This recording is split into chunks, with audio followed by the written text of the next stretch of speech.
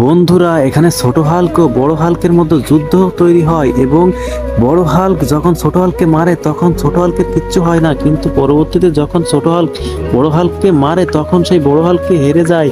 কিন্তু কেউ কি পারবে হাল্ককে হারাতে? তাহলে তোমরা দেখতে থাকো।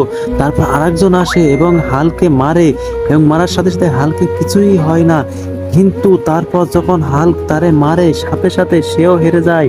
কিন্তু এমন একজন আছে যে হাল্ককে হারাতে পারবে।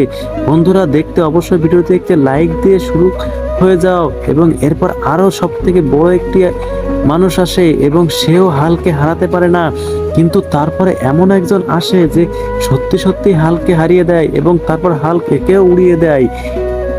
কিন্তু এরপর ছোট্ট একটি বাচ্চা আসে, যেটা দেখলে আপনি অবাক হয়ে যাবেন।